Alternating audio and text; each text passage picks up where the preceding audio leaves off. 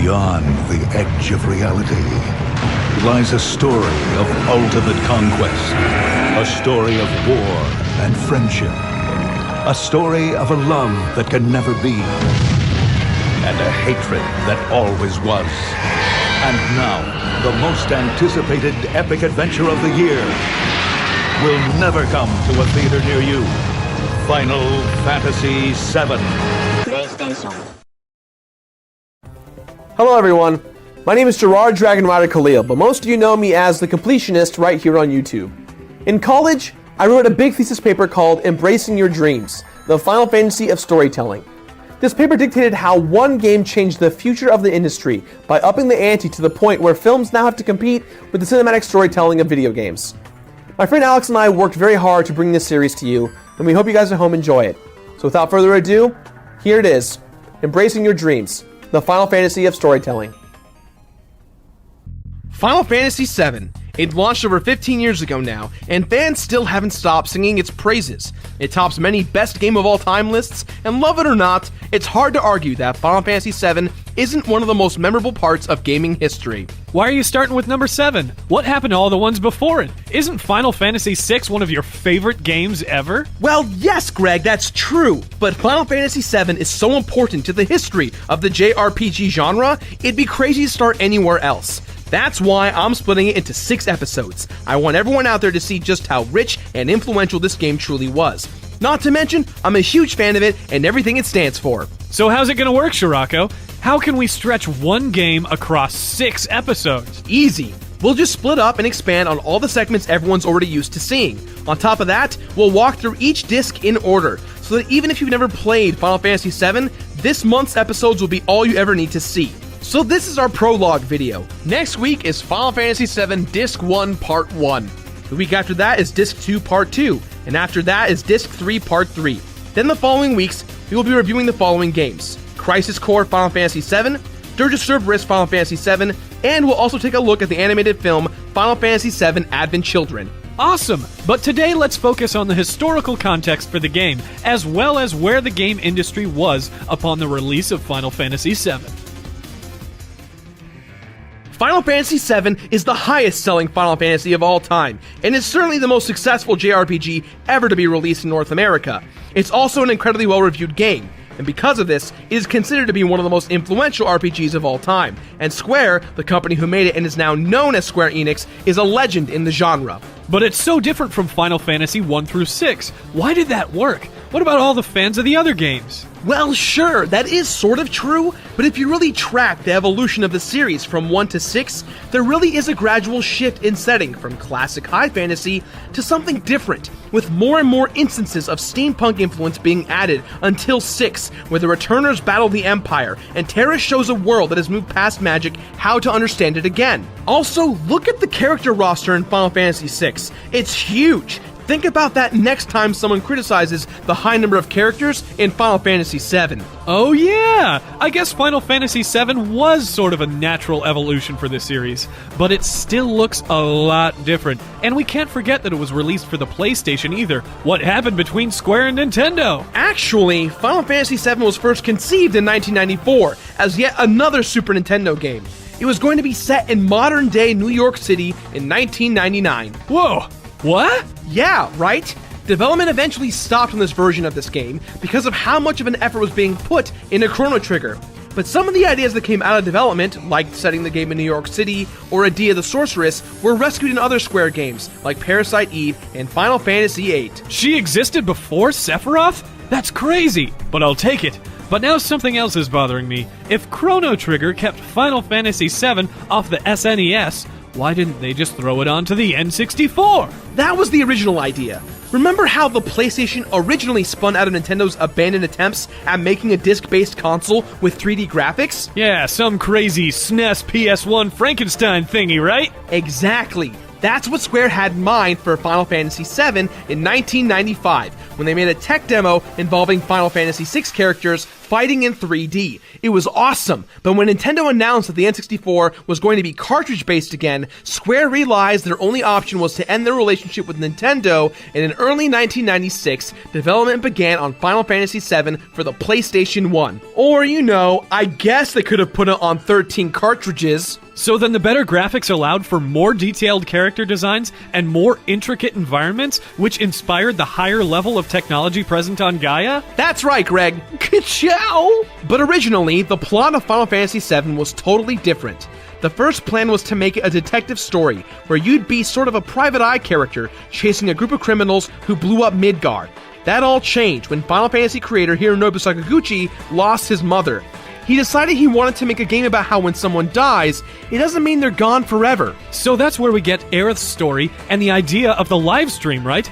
I know about Final Fantasy. I play fantasy. I fantasize a lot. Uh-huh. The only thing left over from the detective concept is that the characters are constantly on the trail of Sephiroth. It didn't really feel like a hard-boiled noir story anymore, but the designers thought it was a good mechanic for moving the story along anyway, so they kept it. Disclaimer: in explaining the details of the game's story, events are listed in chronological order. This can sometimes ruin for players if the game might be a surprise reveal. We do this so that we can consider all of the characters' motivations as we analyze their journey through the game. If this sounds like it might be a problem for you, that's fine. Stop this video right here, play through the game, then come back another time. We'll be here waiting. Final Fantasy VII is a story-based game around the themes of loss and personal identity. These concepts are woven in the story of the game at many points, and because this is what I love most about the game, our plot summary will revolve around this thing. Of course, we also know that the plot of this game is huge, and that every little bit deserves attention, so we've split up the story by which of the 3 game discs it appears on. Next week will be Disc 1, and then Disc 2 and 3 in the following weeks. Today, for the plot section of this giant completionist episode, we're going to cover everything that happens in the plot before the events of the game actually start. So without any further ado, Beardman... Yeah, Greg? Take it away! Sit back, relax, and come with us on the analytical journey through Final Fantasy VII. In the ancient past, an alien race settles on the planet Gaia. They call themselves the Cetra, and they exist happily alongside the native human inhabitants, and both of them use the Lifestream. The Lifestream is what Sakaguchi uses as an analogy for heaven and the afterlife. It's a source of pure magical energy that connects every living thing on Gaia. You come from it when you're born, and you return to it when you die. Also, people do Let's Plays on it. Around 2,000 years before the game begins, Jenova, the calamity of the skies, arrives on the planet disguised as a Cetra. It wants Gaia for itself, and it begins exterminating the Cetra and corrupting the planet. Gaia fights back by concentrating the livestream at the Great North Cave to create a bunch of giant creatures to help defeat Jenova. These are known as the Weapons. Much like Pacific Rim, these huge monsters are a reference to the old Japanese kaiju monster films. Pacific Rim is incredible. If you haven't seen it yet, you really should. However, before the weapons can be used, the Cetra defeat Jenova and seal her in a rock. The weapons become inert and enter hibernation. The Cetra barely survive, and the few that are left just kind of disappear into the human population. This is our first huge example of loss and identity. Jenova exacts both upon the Cetra. As time goes on, humans grow and civilization becomes centered around a huge industrial city called Midgar. Its name came from the Old Norse Midgard, which refers to the central realm, or middle world, of the 9 mythical planes. Just like its Norse counterpart, Midgar is surrounded by a giant desert. The Cetra are practically non-existent at this point and are now more commonly known as the Ancients. A company called Shinra runs Midgar and uses its giant reactors to tap into the Lifestream, harvesting and selling it in a form called Mako. Everyone uses Mako for energy and for manufacturing materia, magical spheres containing spells. Shinra grows in power until it becomes a world shadow government. They know draining the Mako is hurting the planet, but they're so powerful they don't care. A puppet mayor is appointed to run Midgar, and Shinra also runs the military and forms secret police. It's a terrible place to live for most, and finally, the small amount of rich people that are there move off of the planet's surface to live up on a giant cluster of raised plates high above the city. In the last 50 years before Final Fantasy VII begins, it creates a social civil war with the rich literally above and the poor below. At the height of their power, Shinra also creates Soldier, an elite unit of Mako-enhanced super soldiers, and the Turks, a secret group of covert assassins. One of these Turks is named Vincent Valentine. Trust me, you're going to want to remember that name since it becomes pretty important later on.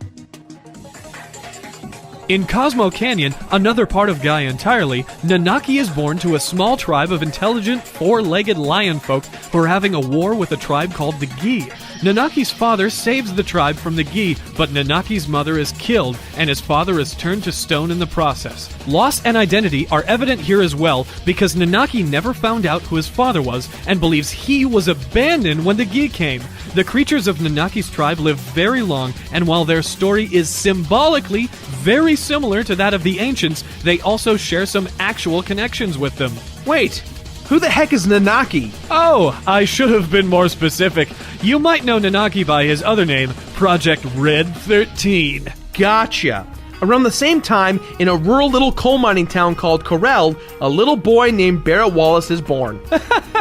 What? I'm just imagining Barrett as a little boy. What do you have instead of an arm back then? A super soaker? Also, Barrett Wallace sounds an awful lot like Bruce Willis. Alright, go on. So about 30 years before the beginning of the game, a man named Professor Gas discovers Genova hibernating inside Mount Nibble. He convinces Shinra to help fund his research, believing Genova to be a living specimen of the ancient Cetra tribe. Professor Gas and another scientist named Hojo begin researching into creating humans with the same powers as the ancients in a basement laboratory, hidden under a mansion in a nearby town of Nibelheim. As a fun fact, Nibelheim roughly translates to cloud home in German, but it's also a reference to Niflheim, the Old Norse cradle of life. Both translations are perfect for what's going on here, but we'll get to that in a little bit. Hey Greg, tell us about Vincent. As Gerard already said, at this point, Vincent Valentine is a Shinra Turk. He's assigned to keep an eye on Gast and Hojo during their research. And while he's there, he falls in love with Lucrezia, another one of the scientists at Nibelheim Mansion. Sadly, she's already in love with Hojo, and when she turns down Vincent's marriage proposal, he's devastated. However, Hojo is secretly just using Lucrezia, and once he impregnates her, he injects her womb with Genova cells. This completely ruins her body, and she's totally mutated by the time the baby is born. Vincent is obviously pretty upset, but when he tries to confront Hojo about it, Hojo captures him and subjects him to experiments. Lucrezia flees to live alone at Waterfall Cave, and when Vincent realizes everything that's happened, he seals himself in a coffin below Nibelheim Mansion for 30 years. Hojo escapes to Midgar with his son, Sephiroth.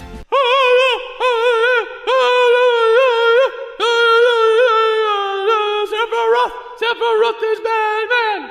What we should be talking about is the crap Vincent just went through and how well it ties into our overarching themes of loss and identity. He loses his love and both of them are literally mutated, which severely alters their identities. Man, poor guy has been through the ringer. And I'm not talking about that awful Sarah Michelle Gellar show. Anyways, what about that Gas dude? He becomes horrified by what Hojo is up to and strikes out on his own to find out more about the ancients. He spends some time over in Cosmo Canyon, amongst other things, and eventually he meets Ifalna, one of the last real living Cetra on Gaia. They eventually fall in love, and they have a child together. That's right, everyone. It's a little girl, and her name is Aerith. Isn't her name Eris? Aren't we Americans? Isn't this America? Have we lost ourselves? Yes, Greg. Aerith is called Eris in the English version of the game, but that's only because that's how the Japanese pronounce the name with the TH spelling. That way, they avoid people saying her name as Erisu, which is definitely not it. The new English website for the PC game now refers to her as Aerith too, so we're going to call her that here. But it also should be noted that she's still referred to as Eris in the game itself. Anyway, Hojo finally tracks down Gast and his family. Gast is brutally murdered, but Aerith and her mother are captured and taken to Midgar by Shinra. More tragic loss, anyone? Around the same time in Nibelheim, a little girl named Tifa is born. And as she grows up, she becomes aware of another kid in the town. This one, a quiet little boy. He never really hung out with anyone, probably because he loses his father at a young age and is raised entirely by his single mother. His name, Greg? Greg, can you do a little fanfare for me, Greg? Huh? A little fanfare? A little fanfare?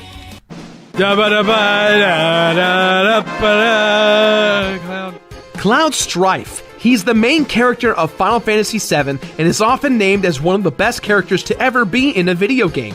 His distinct spiky yellow hair and giant buster sword are almost as recognizable as Super Mario or Master Chief, but his backstory is so much darker and much more complex. But more on that later. Greg? During Shinra's conquest of a town called Wutai, Ephalna and Aerith break out of Shinra HQ and find themselves on the run. They get as far as Sector 7 before Ephalna realizes she's going to die. She runs into a woman named Elmira Gainsborough, and because she's a nice person who just lost her husband in a war, Ephalna hands over Aerith for safekeeping. Elmira says yes because Aerith will help fill the hole left by her late husband. Loss, new identities! I think you might be onto something here, Gerard. As she grows up, Aerith begins to develop special abilities and periodically avoids being captured by the Turks. Back in conquered Wutai, a girl named Yuffie is born. Meanwhile, Sephiroth's Genova-enhanced abilities turn him into a powerful warrior, and he rises through the ranks of soldier, totally unaware of his crazy past. Word of his legendary status spreads to Nibelheim, where Tifa's mother had just died. Confused, she sets off to Mount Nibel to find her, and Cloud, inspired by Sephiroth to keep her safe, goes with her. Tifa gets hurt, and Cloud gets blamed, but now Cloud and Tifa become closer friends. Cloud aspires to join Soldier, and Tifa studies martial arts under Master Zangief. Back in Midgar, Aerith begins dating a soldier operative from Gongaga named Zack. Cloud also tries to join Soldier, but fails and ends up a normal Shinra grunt instead. Still, when monsters begin attacking Shinra reactors in Mount Nibel, Sephiroth, Cloud, and Zack are all sent to investigate. Cloud's so embarrassed to be seen as a regular soldier that when Tifa is asked to take them up to the reactor, he keeps his identity a secret, once again playing into our theme of identity. Here, Sephiroth finds Genova, and over the course of several frantic days in Nibelheim Mansion, rediscovers his past. He thinks he's a descendant of the ancients and begins to see humans as traitors to them who let them be destroyed.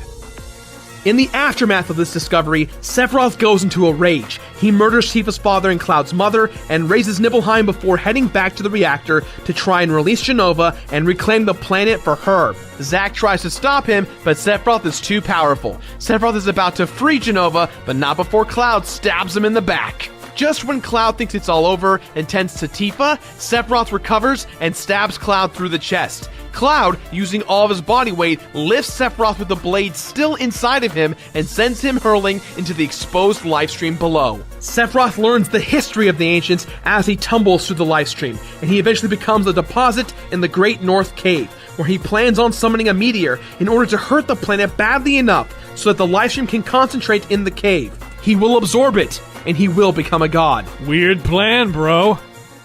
Assuming Sephiroth to be dead, Cloud, Zack, and the rest of the Nibelheim survivors are captured by Hojo and taken to the Nibelheim mansion, where they are subjected to Mako treatments in an attempt to create Sephiroth clones. Tifa is saved from this fate by Master Zangief, who takes her to Sector 7, where she starts a bar called Seventh Heaven in Midgar. When the cloning operation doesn't work, Hojo takes Shinova's body and leaves for Midgar. Hojo also captures and begins experimenting on Nanaki around this time. There's just so much tragedy and loss. It's terrible, Gerard. It's just terrible. Yeah, Greg, and the game hasn't even started yet. Also, let's not forget what's driving Sephiroth at the center of this whole game. His search for, you guessed it, an identity. Who are any of us anyway? Isn't that up to us to decide? Or does it depend on where we came from? That's the question Final Fantasy VII is constantly asking. But anyway, we gotta keep moving. Greg, tell us about Barrett. So Barrett and his friend Dine both still live in Corel. It seems like coal mining is sort of becoming obsolete, so Barrett is happy when Shinra arrives to build a Mako reactor and convinces Dine to put aside his initial hesitance because it will keep everyone in town employed. One day, they go on a trip together, and when they get back to town, they find it under attack from Shinra, who has blamed recent sabotage attempts on the townsfolk. Dine is knocked off of a cliff in the fighting, and Barrett loses his arm while trying to save him. Corel is lost, so Barrett rescues Dine's daughter Marlene from the house where Dine's wife was killed, and replaces his arm with a gun. He heads to Midgar too. More loss! Dine also replaces his arm with a gun, but goes crazy and stays in Corel, which eventually becomes a prison town for the brand new Gold Saucer Entertainment Complex that's been built above it. Dine rules over Corel, using fear to become a brutal prison boss. Barrett meets Tifa in Midgar, and because of their mutual hatred for Shinra, she allows him to use the basement of her bar as headquarters for Avalanche, Barrett's team of anti-Shinra activists and eco-terrorists. Back in Nibelheim, Zack and Cloud escape from the Shinra mansion, but Cloud's memory is damaged by all the Mako and Genova augmentations he's undergone. On their way to the mountains outside of Midgar, Zack tells Cloud his story about life in Soldier and what it was like to serve under the great Sephiroth. Unfortunately, that's when they're discovered by Shinra, and Zack is killed before they can escape. Cloud is a little bit more functional by this time, and is able to escape with the aid of Zack's sword. He makes it all the way to Sector 7, where he's found by Tifa, and he is dressed in an old soldier uniform and clutching the sword. As he gets better, Cloud too begins to experience an identity crisis, mixing his memories with Zack's, which leaves both the protagonist and the antagonist lost and alone at the beginning of the game, and now they've gone through so much tragedy. All the other characters are merely broken shells of themselves. The game can now begin, and we can play through their healing process in real time. Ladies and gentlemen, our episode of Disc 1 on Final Fantasy VII comes...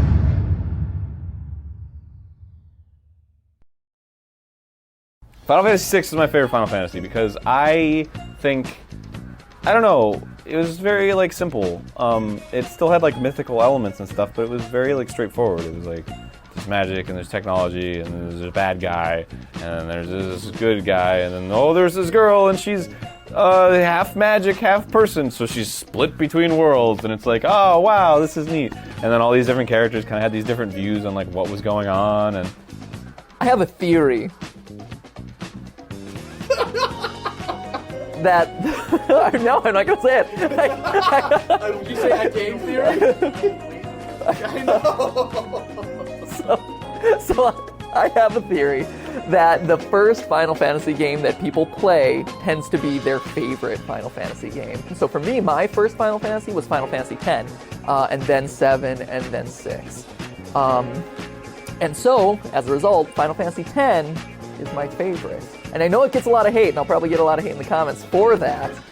So one day maybe I'll have to defend it. Final Fantasy VI is the greatest video game ever made. Hands down. There is no other game better than it, for it is the best. My favorite Final Fantasy is 7. Overhyped, whatever. It's definitely 7. It was the Final Fantasy that got me into Final Fantasies. I played the ones prior after playing 7. 7 was the one that pulled me in. I was captivated by the story, by the characters, just the gameplay elements, like materia, stuff like that. It was fascinating to me, so it was definitely 7. Hello, my name is Gerard Dragon Rider Khalil, but most of you on YouTube know me as the Completionist. Welcome back to week 2 of our in-depth review of the entire Final Fantasy VII franchise. Last week, we set the stage, and now we move on to Disc 1. While there was a lot of information, we're going to move forward with what we've explained in depth, keeping that information in mind. So, before we begin, be sure you checked out last week's prologue video, or else you might get a bit lost. We've also got a few great guests to come with us on this journey for the next 3 videos, so with that in mind, let's get started with Disc 1.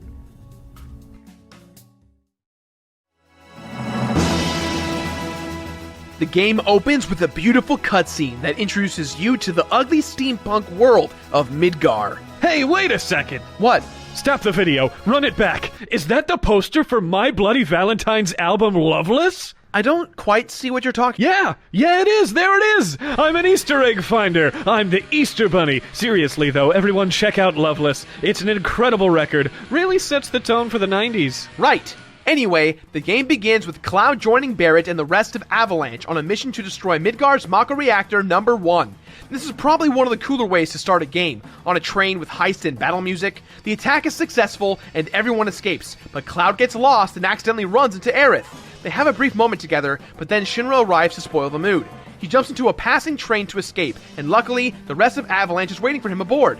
When they get back, Cloud wants to leave, but Tifa talks to him about their past for a while, and since that's what the game's about, he decides to stay.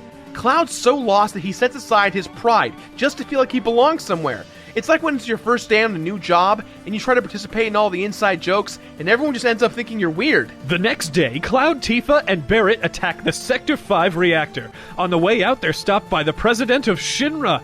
During the ensuing fight, the bomb that Avalanche planted goes off, and Cloud is knocked off a bridge, falling down through the roof of a church in Sector 5. This is where Cloud and Aerith officially meet. This meeting is actually quite ironic later on when we get to Crisis Core, but we'll get to that eventually. Aerith constantly gets bothered by the Turks, and they show up at that precise moment. Aerith asks Cloud to be her bodyguard. Cloud agrees on the condition that they go on a date. This is probably the most out-of-character thing that Cloud does, but it's also important to note how special Cloud thinks Aerith is. So, I'll allow it. Cloud helps her escape to Elmira's house. Cloud explains to Elmira and Aerith that he must try and find his friends Tifa and Barret. At Elmira's request, Cloud tries to leave in the middle of the evening, but Aerith heads him off. They give each other purpose, which is the first step towards forging an identity, and because of that, they decide to stick together. It's like finding out someone else likes the same nerdy stuff that you do. I had the same reaction when I found out Egoraptor liked Final Fantasy VII. This game sucks. What's the worst thing about it? Everything. Best game ever. More like best lame ever. Oh! Cloud and Aerith casually make their way to a park and spend some time together as they try to think of what to do. Suddenly, Cloud sees Tifa riding in the back of a carriage headed to Don Corneo's brothel. Don Corneo is one sick freak of a man that lives for himself, but he's a puppet for Shinra. Together, Aerith comes up with the idea to dress Cloud as a woman in order to rescue Tifa from the brothel, but not before Corneo reveals Shinra's insane plan to blow up the plate above Sector 7 while framing Avalanche. We're also briefly treated to a scene where Reeve, head of urban development for Shinra, opposes the plan, but that won't make any sense till later on. Cloud, Tifa, and Aerith head to the Sector 7 pillar, where Barret and Avalanche are in a firefight with Shinra soldiers. Tifa has Aerith go to 7th Heaven to save Marlene, while Tifa and Cloud go up to help Barret. Everyone but Barret is dead. The Turks also reveal they've kidnapped Aerith during this whole firefight. Aerith mentions that Marlene is safe. They fight the Turks at the top of the tower, but it's too late. The pillar is going to blow up. Tifa, Barret, and Cloud grab a construction ball and swing down. Horrible! So much death and loss at the beginning of this game. I guess that's part of the whole theme thing, but wow! Does it ever get better? Slowly but surely, Greg. Cloud, Barret, and Tifa head back to Aerith's house and find that Marlene is safe. But now, it's time to save Aerith. They climb the rugged walls of the slums and reach the top of the plate to Shinra HQ in order to save her. Now, this is actually cool because you have the option of taking the stairs, or you can go guns a-blazing through the lobby up to the higher floors. While there, they rescue Nanaki, who now goes by Red 13. They discover that Aerith is being used to help the Shinra reveal the secrets of the ancient Cetra Promised Land. The group gets captured by the Turks, but shortly after, Sephiroth arrives. He plans to keep the Promised Land for himself and murders almost everyone in the building. They did a lot of good, I don't want to say character development, but at least like getting you acquainted with like how cool Sephiroth is, like with the Midgar Zalem and like the big sword, and it's like, oh, who did this? It was Sephiroth? With the death of Shinra's president, his son Rufus is now in charge. Wait, I thought that Sephiroth was dead! Yes and no. More on that later. Alright, but I don't get it. Sephiroth is locked away in the North Crater in the Mako deposit? How can he be doing this? Also, take a look at Genova's prison. It's been busted wide open. What the hell is going on? We'll get to it, I promise. Anyway, in the ensuing chaos, Cloud and company are able to escape. They fight their way out and escape Midgar on an unfinished roadway and regroup in the nearby village of Kalm, where Cloud tells everyone the story of Nibelheim, substituting himself for Zack. Now remember, at this point, everyone thinks that Cloud's the hero, with no mention of Zack at all. Tifa agrees with this because she doesn't quite remember much of the event. The Nibelheim incident will be a reoccurring conversation if you haven't figured it out already, so be prepared to hear about it a lot. We've had other characters like experience loss, but this is the first time that the main character has said like, this was the huge period of loss for me, and this is what changed this changed his life. Because he was, he was a soldier, and then this made him what he was. He took on like someone else's personality, he took on Zach's personality, and he was like, I'm gonna almost carry this mantle, and this was the change, the game wouldn't have happened without the Nibelheim incident, And it's creepy and unsettling and weird, and then he like runs through the fire, which I'd seen like a million times before I'd actually played it, so I was like, oh, here's this scene, everybody loves it. Why isn't his hair catching on fire? Thematically, the fact that before the game even starts, we are given a backstory of every character losing something.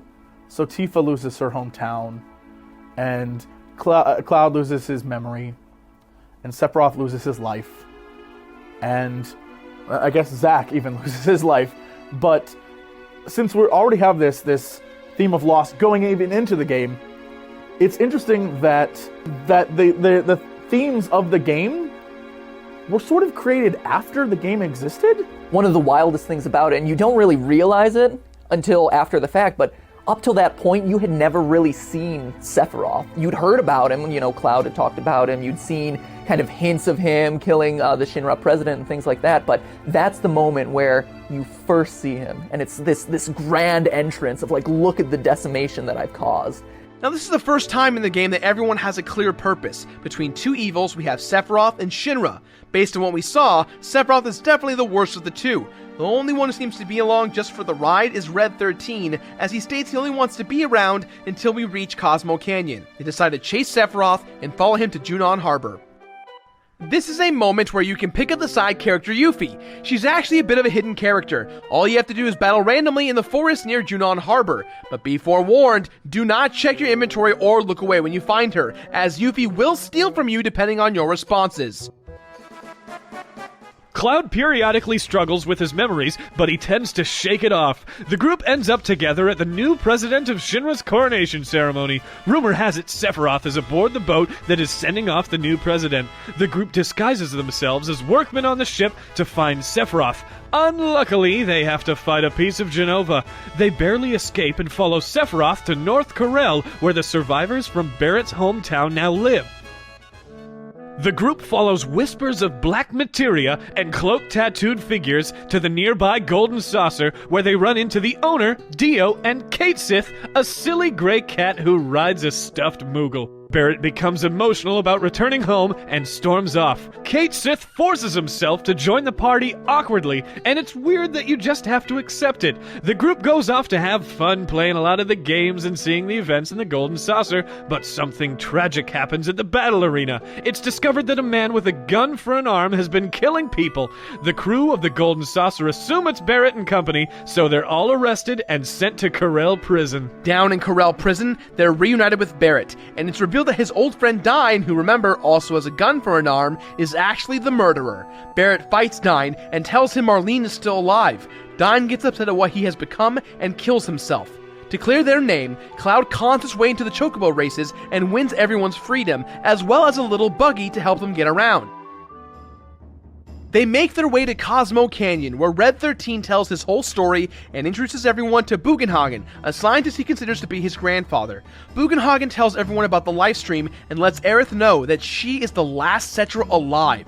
Everyone is upset, lost, and at odds with their own individual pasts. So, Bugenhagen sends them all to the Cave of Gi, where Red 13 learns the truth about his father and resolves to help save the world. The group, with their newfound purpose, heads to Nibelheim. Nibelheim? Oh no! That's where all the devastation happened, where the story began! How can our heroes possibly handle such a... Oh, it's exactly the same. I didn't really see what the appeal of him was. I'm like, oh, here's this guy, he's kind of strange. This whole time I expected him to be kind of like the smooth operator who's like strategically taking down everyone. To me, I was much more invested in the like anti-Shinra campaign and taking down this big corporation that was ruling the world, this and that.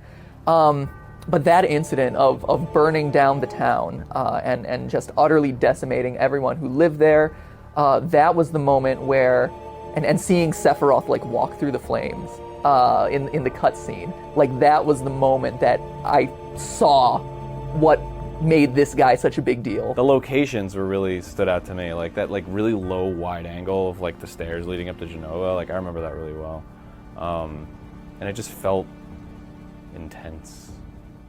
It was cool. It was probably the music. The music's really good in that game. Shivers, but like excitement shivers, you know? Like he was so cool. Even though he'd done something, so you were like 12, I was 12 when I was playing this game, and I was like, this guy is just, how am I supposed to fight this guy? He is ridiculous. And I remember I had a save game, and I kept reloading the save game just to watch the clip again and again and again. Because like the graphics weren't that great in Final Fantasy VII, but this particular cinematic was just, it was there for all to see. And it was just like, yeah, just walks through the flames. I remember it perfectly. Immediately, One Winged Angel comes to mind. That's, I think, what everyone would say. I would say confused and perhaps used. Strangely, no one in Nibelheim acknowledges that anything ever happened there. However, Sephiroth is in the mansion, and the black cloaked figures on the outside of town, they're muttering the word reunion. Sephiroth tells Cloud he has no right to join him for the reunion, and Cloud begins to realize that Jenova might not be an ancient after all. The reason why Sephiroth says this is because Jenova cells were injected into Cloud when he was held captive, but Cloud was considered a failure. There is another missable character here, our friend Vincent Valentine, the former Turk. He's still sleeping in the Shinra mansion. Getting him opens up many more aspects of the story, and after our prologue video, who wouldn't want Vincent in our party? After collecting Vincent, the group heads up through Mount Nibble to Rocket Town. Rocket Town? What a hilarious name! Hey, there's a giant rocket in our town. What do we call it? Let's call it Rocket Town. Done. Let's go to lunch. You want sandwiches? Ice cream sandwiches. It's ice cream lunch. They meet the foul-mouthed, hot-headed Sid, a pilot with dreams of going to space. Shinra shows up demanding that they take Sid's only plane, the tiny Bronco. Shinra already confiscated the Highwind, which was Sid's airship, and this is just another thing they need in order to follow Sephiroth and our crew. They all climb in the tiny Bronco together and escape. Sid forcefully goes with his ship, and the Shinra shoots it down. The tiny Bronco then becomes our car boat. Angry at Shinra, Sid joins the gang. He tells you how he used to work for the now abandoned Shinra space program and that Rufus was chasing Sephiroth to the Temple of the Ancients to get the Black Materia. Sid's mean spirit comes from the loss of his dream. He was going to become the first person who went into space. The Shinra-funded space program guaranteed his dream to be a reality, but on the day of launch, his assistant Shara got stuck in one of the compartments. If Sid had launched the rocket, he would have killed her, so he pulled the plug on the launch, which in turn cost Shinra money, and they backed out of the program. With our brand new water car boat, we have the ability to explore, and the new area we can explore aside from our main destination is Wutai, Yuffie's hometown. As we make our way to Wutai, Yuffie's secret plan to steal all of our materia comes into fruition. Our new goal is to get all of our materia back, while avoiding the Turks and the rest of the Shinra soldiers. We head to Wutai and go on a wild goose chase until Yuffie gets kidnapped by Don Corneo, our sleazy villain from the brothel Midgar. Now this is actually really cool because we get to team up with the Turks to take down Don Corneo, as Corneo has taken one of their own. Shortly afterward, Yuffie returns all of our materia, and we can move back to our main quest. But a surprisingly endearing fact we learn from this quest is actually how Yuffie became a thief to steal materia. It's because of the conflict that once existed in Wutai. Wutai was at war with Shinra for quite some time, and Shinra won, expunging the spirit of Wutai. Yuffie and her family's spirit was in turn also crushed. Another example of loss not only for Yuffie, but for the entirety of Wutai. After hearing that the temple's keystone was sold to Dio over at the Golden Saucer, they head over there to get it from him. Dio happily hands it over after a round in the battle arena, but the gondola vehicle is busted for the night. They decide to spend the night at the inn. Aerith finally cashes in on the date she owes Cloud, but since he's being so quiet, Cloud reminds Aerith of Zack. This is actually a fun moment because depending on how you interact with Barret, Tifa, and Aerith throughout the game, you can actually end up on a date with either of the three. Regardless of which date you go on, Katesith turns out to be a remote-controlled Shinra spy, yet another instance of incorrect identity, and he steals the keystone for Rufus. Katesith shows his true colors by showing the group that he has Marlene hostage, and that they must take him along with them, or else. What a jerk! Oh, trust me, his story's even weirder than you think. They go to the Temple of the Ancients where they find Sephiroth, and he explains his plan on becoming a god to them. After getting the info he needs, Sephiroth disappears. The group realizes that the only way to keep the black materia magic out of Sephiroth's hands is to shrink the temple, but it will crush everyone still inside. Cait Sith decides to sacrifice his giant stuffed body to do it, redeeming himself. Sephiroth once again appears and uses Cloud's Jenova cells to control him physically and breaks him into 2 different versions of himself, one of which hands over the black materia. Now this is actually awesome to play because no matter what you do, you cannot stop yourself from giving the black materia to Sephiroth. Sephiroth leaves, Cloud passes out, and the rest of the group shows up with another model of Cait Sith in tow. So Cait Sith is just invincible? What is he? What sort of witchcraft created him? While Cloud is knocked out, he has a dream where Aerith tells him she's going to the City of Ancients to handle Sephiroth without them. He wakes up inside of an inn in Gungaga. Aerith is gone, and he tells everyone what he saw. Things are looking pretty good, there might be a chance for redemption.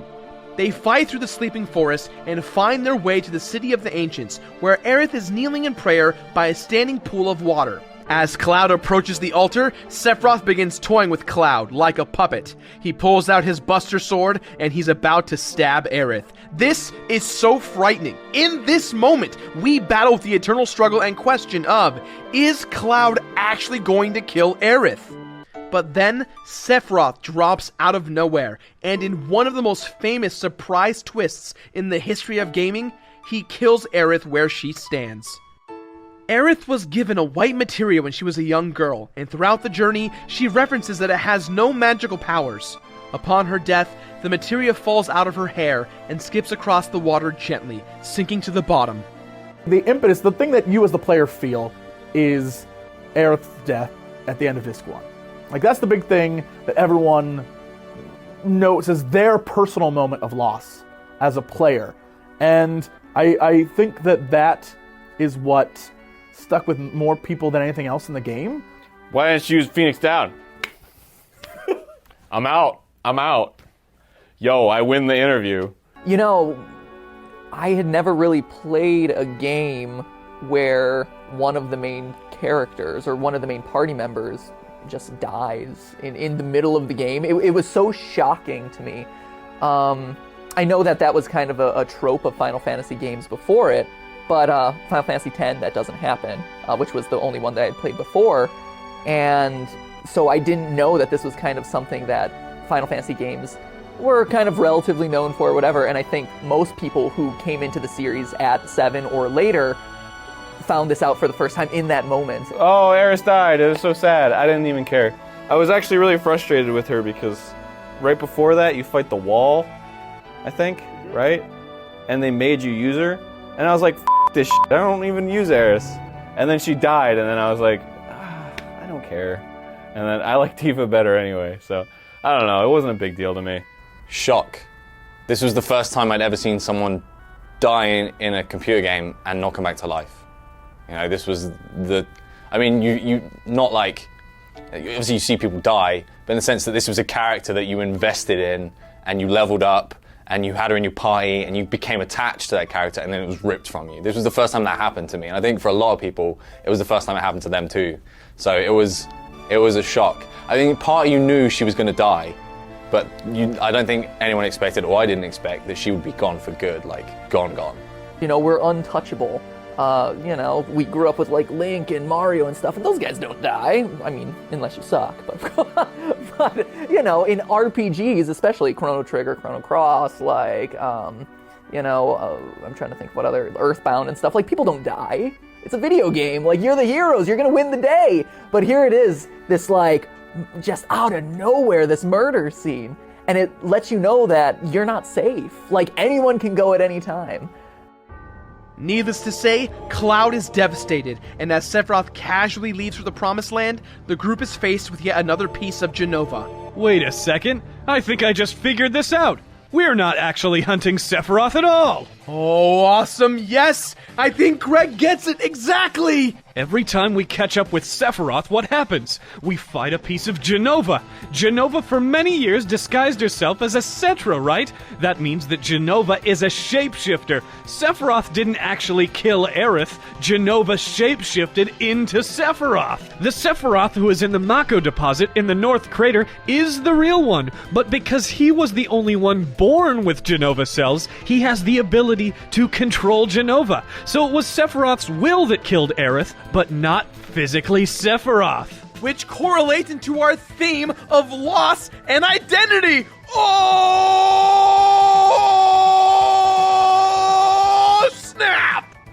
Just when everything was looking up, Cloud loses what's most important to him. Sephiroth has him doubting everything he thinks and knows about himself, and he feels like he's just a pawn in some larger game he doesn't really understand. End of Disc 1. So, why spend all this time on Final Fantasy VII? For a fan of the game, the short answer might be, oh, because it's freaking Final Fantasy VII, and sometimes that might even be enough. But for me, the answer is a bit different. I want to talk about this extensively because the themes of loss and personal identity are so universal not only to the characters in this game, but also to all of us as humans. We've all wondered where we fit in the world. We've all lost somebody or something we care about. That's why Aerith's death is special. It's not because you lose a party member. Plenty of video game characters die. Aerith is special because in such a big game, it comes at the end of the first disc. It comes early on because of Sakaguchi's original intention. Aerith dies because as you play the game, it shows you how to move on.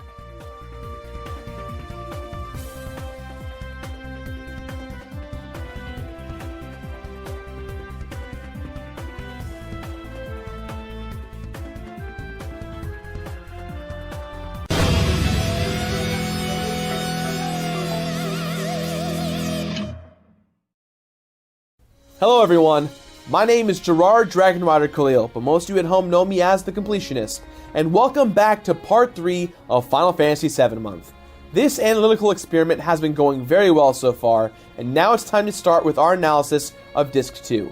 Today will be a little bit different as we not only further our journey of the plot, but we also explore the presentation and the gameplay of the game as well. Our guest from last week will also be making more appearances throughout this video as well, so sit back, relax, and let's continue our journey into Disc 2. Oh man, Gerard, I don't know if I'm ready.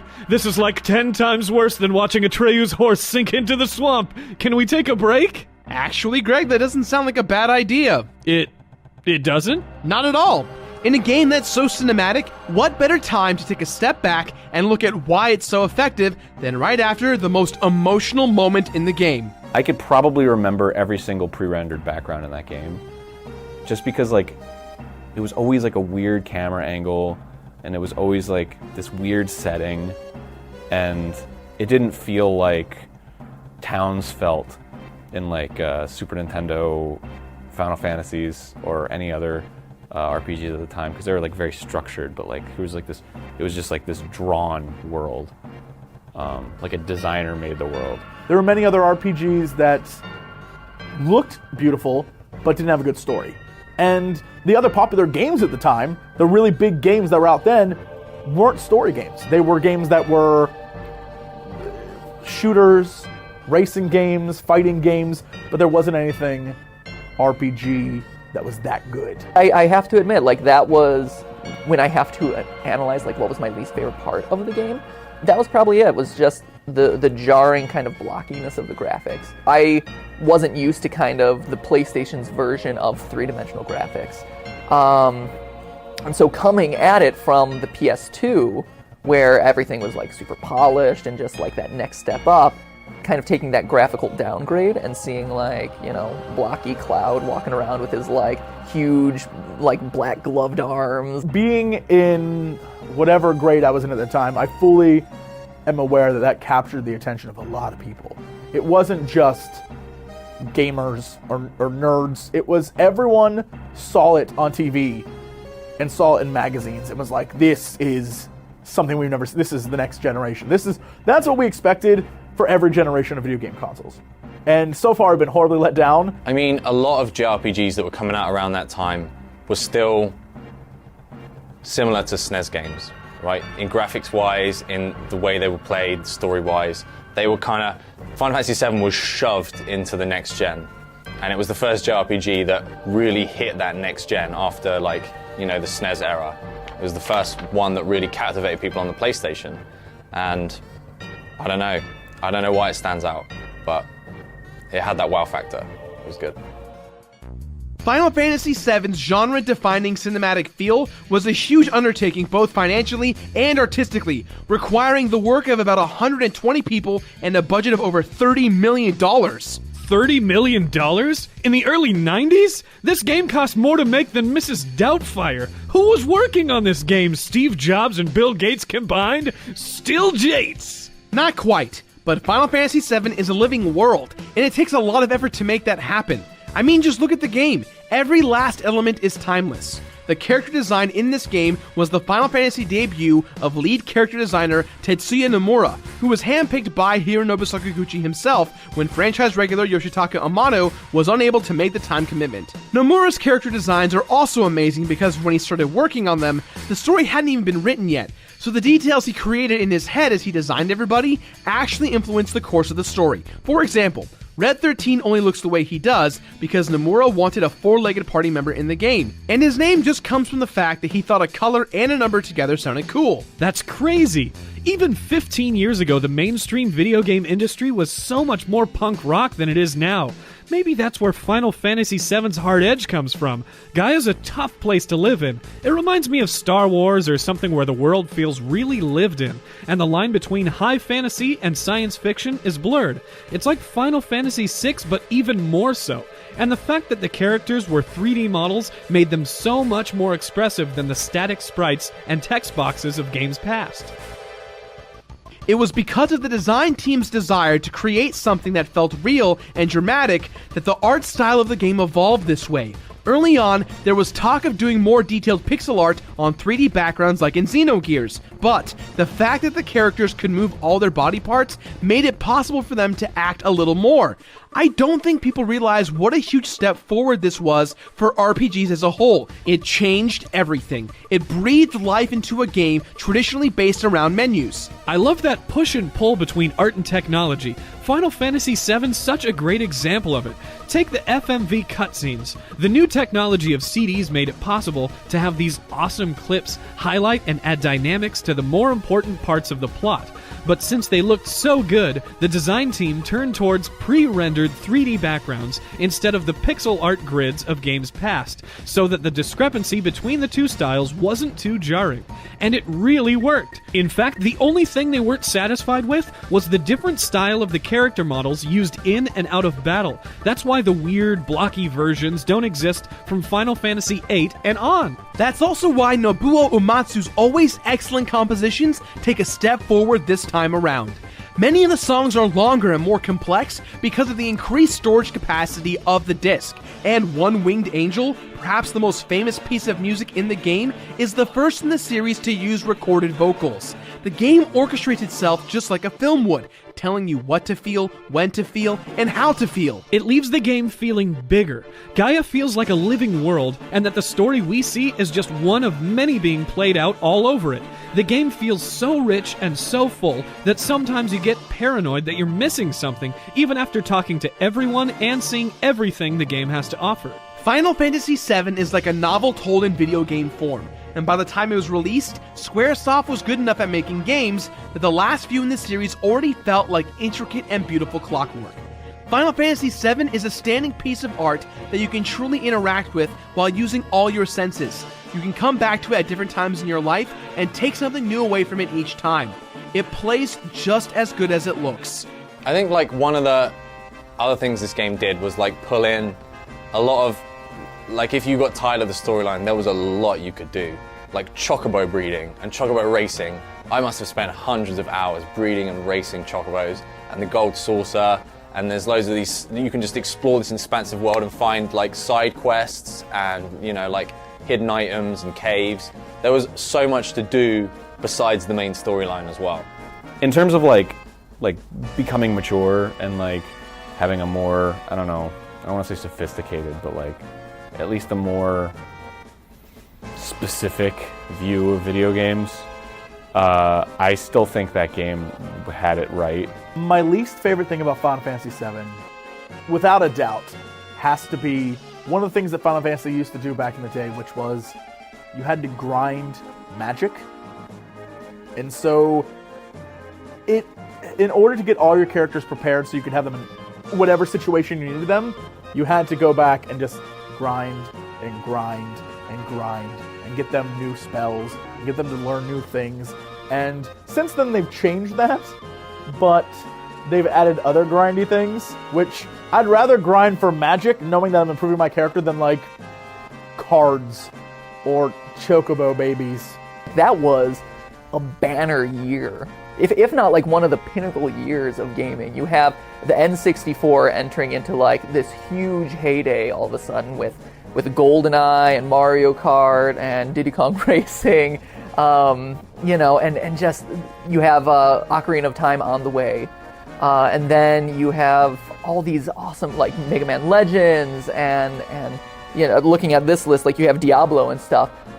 And then that's like the crowning achievement almost, the one that supersedes all these phenomenal games, Star Fox 64, another one, you know, Gran Turismo, all these franchises that live on to this day and were, you know, the best of their franchise. You have Final Fantasy VII as the thing that got past all these other amazing gold games and just rose even higher.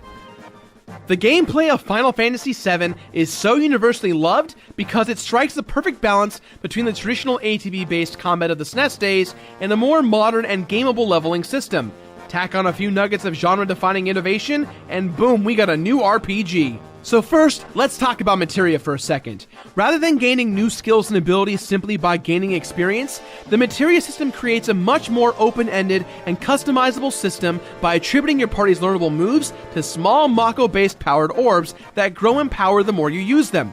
They can be combined together in various ways. At the end of each battle, you gain experience points which increase your level, and AP points which increase the level of each individual materia equipped. This is how you evolve your party. For example, if you have a fire materia, with the base spell being fire, you can level it up, and now you can cast fire and fire too. And through hard work and grinding, you can master the materia, which will unlock the highest amount of damage from that materia. And when you master the materia, you also get another one for free.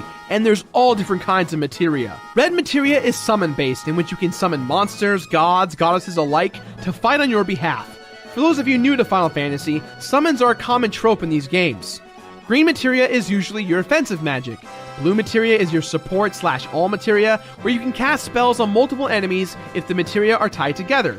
Purple is general battle support, materia that affects your party's stats. And yellow is battle command materia, where the materia adds another command to your battle actions. This gets crazy big and crazy cool when you start getting things like Forecut, Mug, or my favorite, Mimic. Wait, but if materia comes from Mako, and Mako is the distilled version of the livestream, and if Gaia's currently in trouble because they're depleting the livestream, then, oh god, Gerard, doesn't that mean that— Precisely, Greg. The reason we still talk about Final Fantasy VII's gameplay today is that not only was it fun, but elements of it also forced the player to interact with the game's core themes, whether they were totally conscious of it or not. For example, materia is based on taking from the planet, but it's also how your characters are able to grow. It's a conflict of interest, and it perfectly exemplifies why experiencing loss isn't always as simple as it seems. Though that still doesn't explain why maxing out the enemy skill materia is so damn annoying. Same goes for limit breaks. Sure, there were awesome new attacks you got to unleash when you piled up enough damage, and it was really cool to be able to hold on to them until the next big boss fight, but they also sort of help exemplify each of the characters' identifying traits. There's 4 different tiers of limit breaks, and you unlock 2 limit breaks per tier. To unlock the second limit break, you need to use the first limit break a certain number of times. To unlock a new tier of limit breaks, you need to kill a certain number of enemies with that character. character. It's very possible early on to get all your character's limit breaks. Plus, the whole system is based around each character getting more and more angry the more they're attacked. So when the limit break is finally unleashed, what we get to see is an expression of that specific character's innermost turmoil. That's why Cloud channels anger through Zack's old sword, why Aerith amplifies her compassion for others, why Red 13 howls into the night, and so on. It's an expression of their damaged identity. And what about when Tifa and Sid take over the party? How much more literal of an identity crisis can you have? It's also great to just travel around and explore the world. Whether you're in the buggy, a chocobo, the submarine, the tiny bronco, the Highwind, or even just on foot, there's always something new and neat to do. It makes the world feel bigger, the story feel bigger, and in turn the game feels bigger. Final Fantasy VII's gameplay creates an entire world. It's a feeling that many gamers at the time were probably feeling for the first time, and it still hasn't stopped being wonderful. Gameplay considered, Final Fantasy VII becomes a truly complete story told from every conceivable angle. Man, that was great. Okay, Shirako, I'm ready to get back to the plot now. Alright, Greg, but brace yourself. Cloud's uphill climb is about to begin. Loss will soon make way for coping. After Aerith's death, the party follows the Sephiroth clones and Jenova north to the Icicle Inn, where they discover the details of Aerith's parents. Unfortunately, they also run into some Turks who are mad at Cloud for critically injuring their boss when he shrank the Temple of the Ancients. But, hilariously enough, Cloud just snowboards away off a mountain and onto the Great Glacier. That is one of the coolest things that has ever happened in a video game. Forget walking away from explosions in slow motion. How about snowboarding away from all conflict and onto a nearby glacier? Choice. Anyway, they make their way through the mountains until they arrive at the Northern Crater, the real Sephiroth's resting place, where the reunion is well underway. The black hooded figures are revealed to be pieces of Jenova, and Sephiroth is controlling and absorbing all of them via Jenova. He is building his power until he can cast Meteor and destroy the entire world. All Sephiroth needs? The black materia. Cloud and company arrive and challenge Jenova/Sephiroth to a fight. They defeat them and grab the black materia.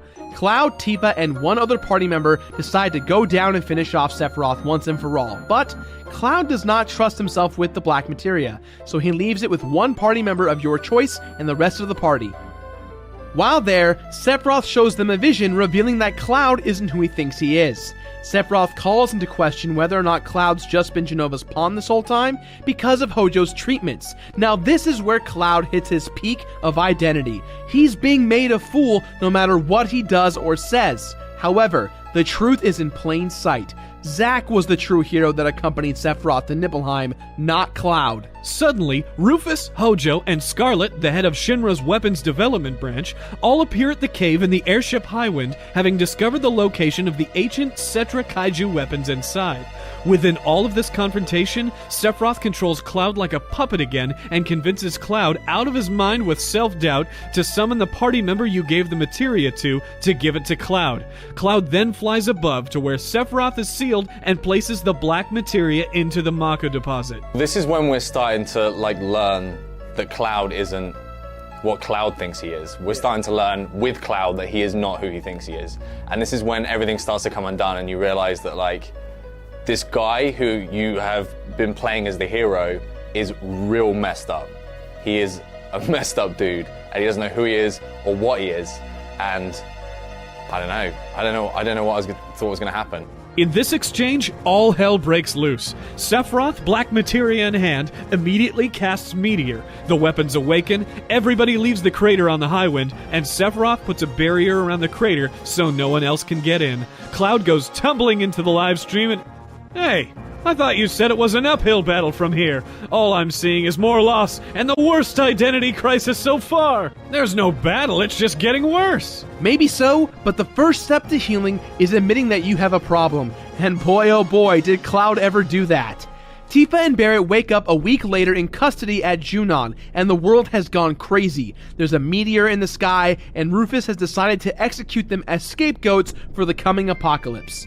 Sid and the others hijack the Highwind and save Barret, but just as Tifa is about to be killed, a giant weapon shows up and attacks the city. Shinra's Mako cannon destroys the monster, but Tifa escapes to the Highwind and they fly out in the mass confusion. Cloud is nowhere to be found, so the party heads off to try and find him, with Tifa in the lead. Here, Final Fantasy VII gives us yet another storytelling device that only a video game can convey. By placing the player in control of Tifa, the game gives them an active way to experience a lack of faith in Cloud as a leader. By forcing them to look through Tifa's eyes for a while, the game is asking them if they're sure they still want to be Cloud. And now that you have control of the Highwind, it's time to scope out areas you've never been to before, and there's not too many. The team eventually finds Cloud sick with Mako poisoning in a town called Medial, and to throw an even larger wrench into the identity issues machine, now Tifa elects to stay behind with Cloud as he heals.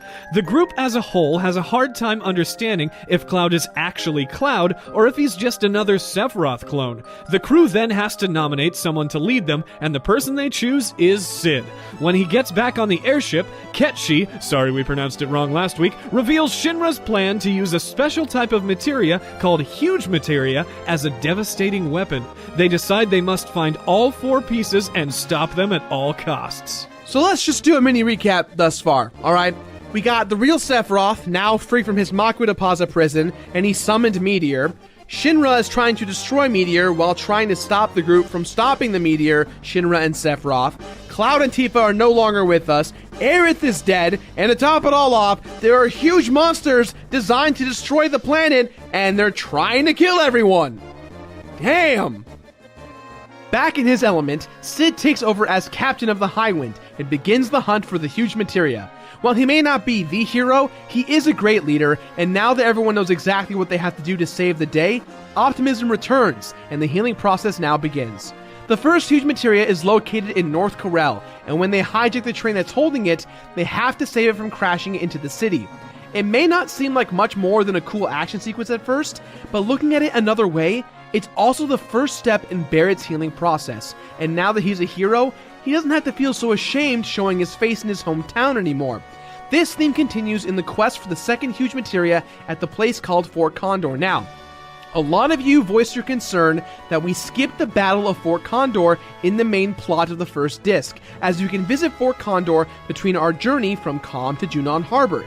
The reality is, it's not that important to the current plight of our heroes in Disc 1, but in Disc 2, it's a whole new ballgame. Shinra runs a reactor at Fort Condor, but when the party arrives, they find the company in an armed conflict with the indigenous folk over a sacred condor nesting at the top of the fort.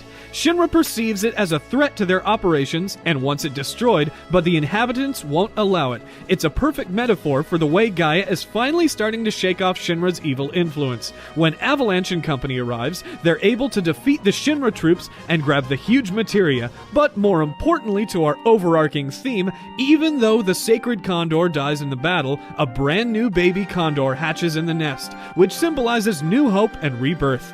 How sweet. I love that the game feels super positive now. Maybe Sakaguchi's idea of moving on is actually taking hold. Speaking of which, at this point, Cid suggests the party go back and check on Cloud in Medial. But once they get there, they're immediately attacked by a weapon monster known as the Ultimate Weapon. Your party is able to defeat it for now, but not before it is able to critically damage the town, causing the livestream to explode from the ground into the air. In this motion, the livestream takes Tifa and Cloud with a large portion of the village. Tifa and Cloud go on a journey through Cloud's subconscious, where she's able to help him realize what actually happened in Nibelheim between him, Sephiroth, and Zack. This is probably the moment in the game where it is crystal clear that our theme of identity and loss hits at its hardest. We walk with Tifa as she goes on her journey to find her real friend since they were kids. Her eyes immediately open as to who he is. She cradles Cloud in these moments, giving him the assurance that it's time for him to come home to his family and save the world. For Cloud, Zack is the hero, but Tifa makes it clear that Cloud has always been her hero, and he's been saving Tifa for his entire life. For the first time since the game has begun, Cloud Strife knows exactly who he is, and he immediately snaps out of his coma. Cloud Strife, the real Cloud Strife, has finally joined our party. All together again with new resolve and acceptance for their past traumas, Avalanche heads to Junon Harbor for the third huge materia. Yay! Clouds himself again. It's amazing how much confidence you can gain from admitting your problems to yourself and actually trying to work on them. It's like the final step of the 5 stages of grief we talked about in the Majora's Mask episode. Go kick some fanny, Cloud! Cloud almost got dragged along by the people he was with. And I feel like if this had been a game where it was just Cloud, we would have lost him very early on. So there was the element of like his friends around him helped him through, but also the element of like he experienced a lot of very human emotions, right, that we don't normally see in like a superhero. Like Link, for example, in Zelda. Like, he wouldn't feel guilt.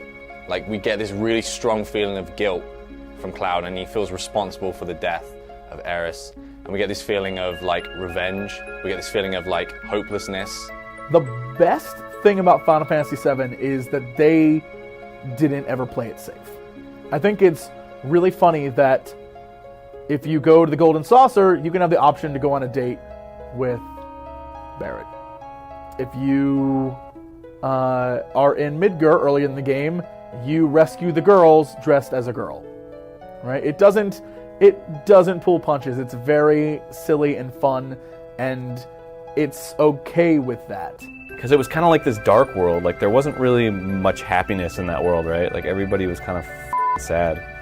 And, like, a bunch of, like, terrible shit was going on all the time.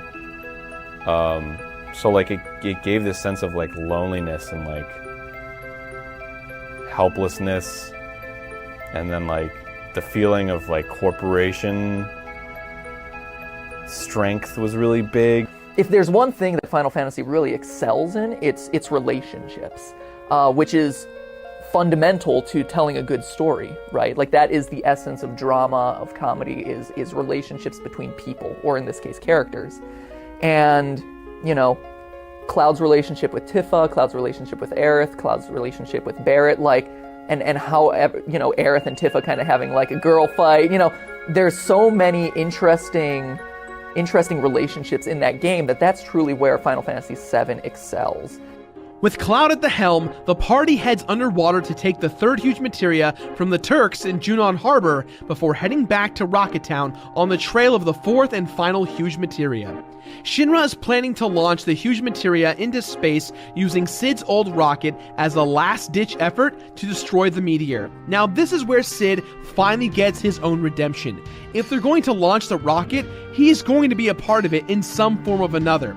They get into the cockpit to try and abort the launch, but it's too late, and Cid decides to try and finally fulfill his dream of going into space, even if it's not exactly the way that he imagined.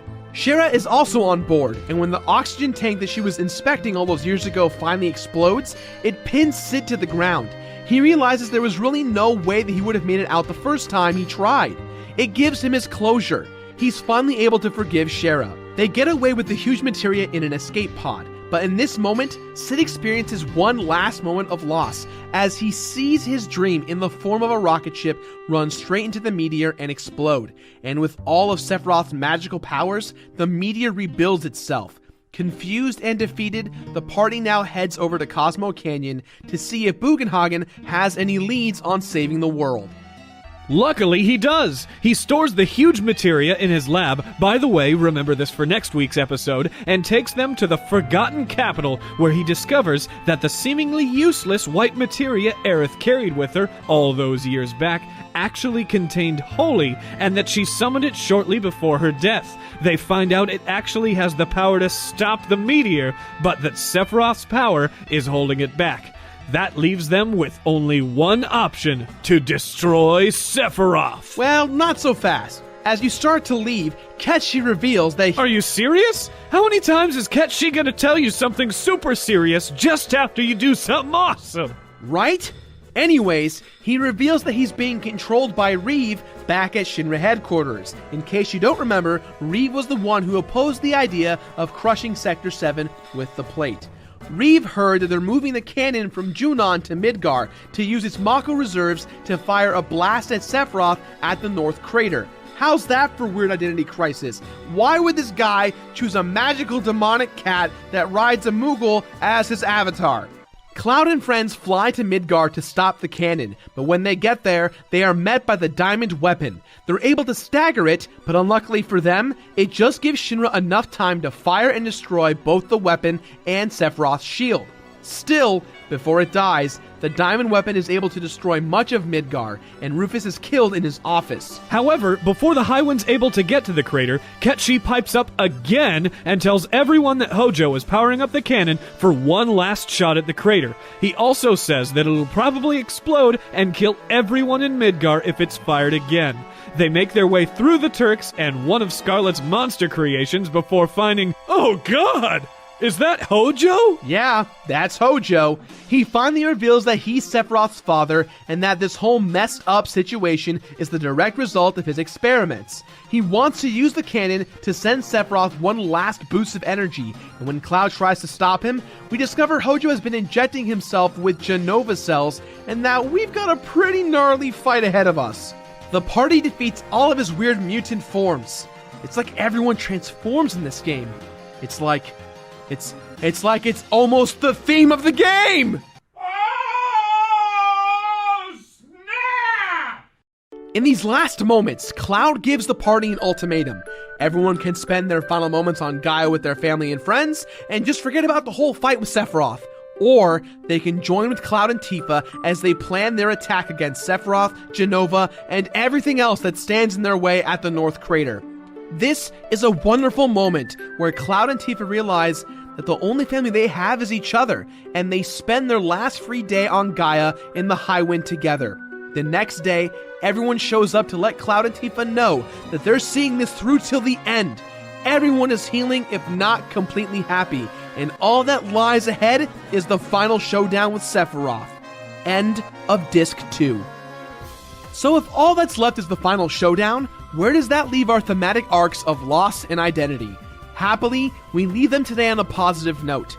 As we saw today, it seems that the ultimate message of Final Fantasy VII is that with good friends to help you, no matter what you've lost or how confused you may be, you'll always find your way home.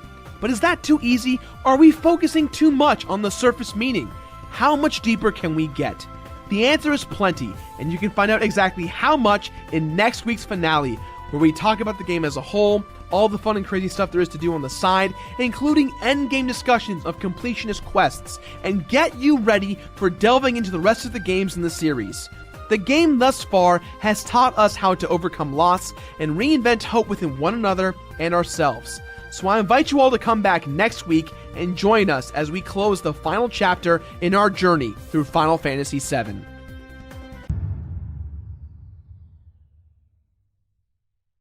Hello everyone, my name is Gerard Dragon Rider Khalil, but most of you at home know me as the Completionist right here on YouTube.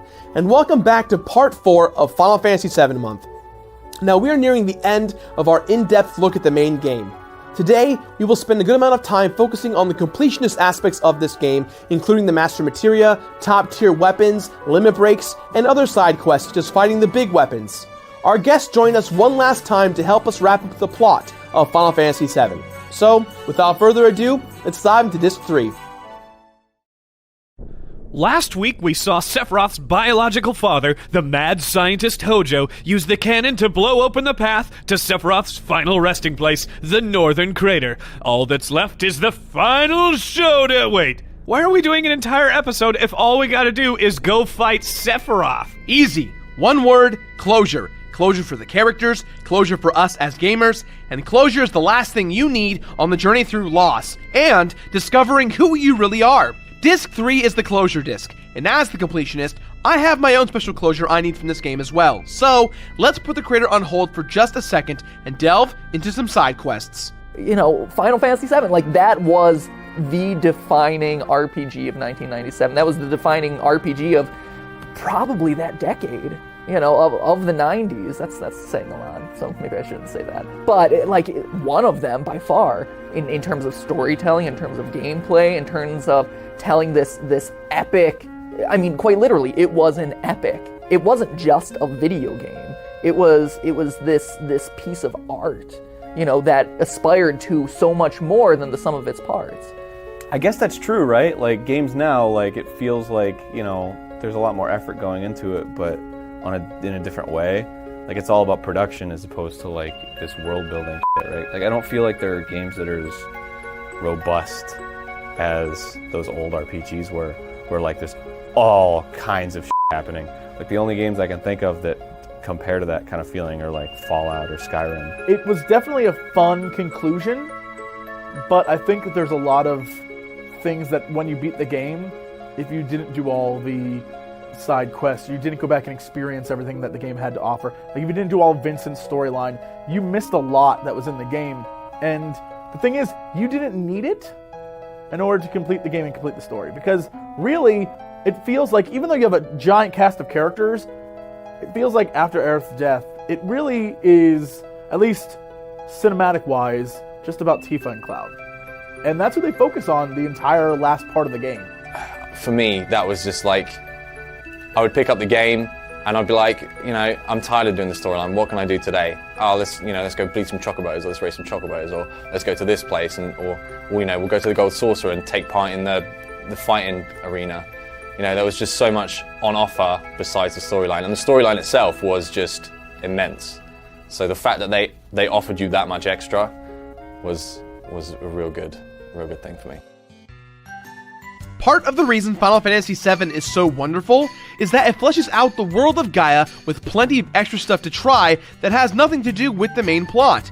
More specifically, we have the Golden Saucer, the weapon fights, all the weapons and final limit breaks, breeding the Gold Chocobo, and the Master Materias. Wowee, we got a lot to cover, but we're only going to cover Cloud's limit break, ultimate weapon, and a few of the materia. In the interest of time for this portion, we want to show you all that we think is relevant to our overarching theme. So let's start off with a little closure for Yuffie and Vincent.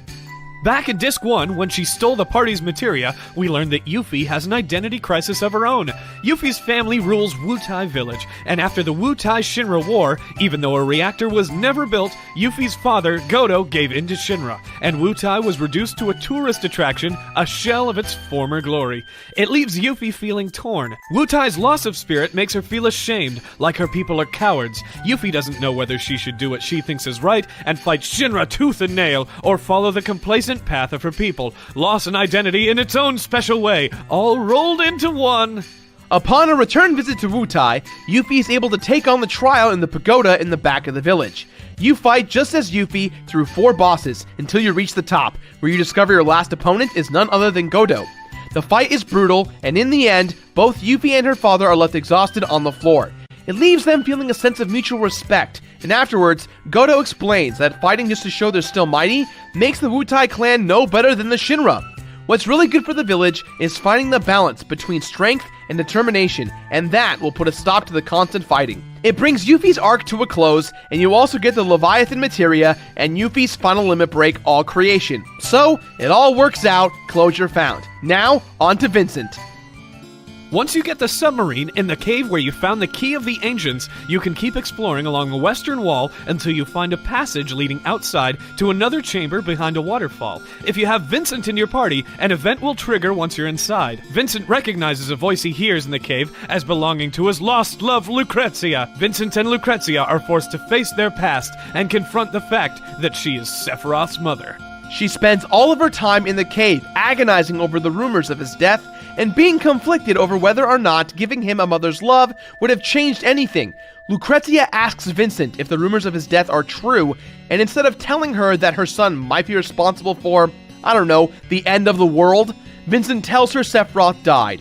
Now at peace, Lucrezia's Genova-ridded spirit disappears. Giving Lucrezia closure gives Vincent closure and helps him starting his own healing process. Now we'll find out more about this in a few weeks with the Dirge of Cerberus, but for now, enjoy Vincent's ultimate weapon and his final limit break.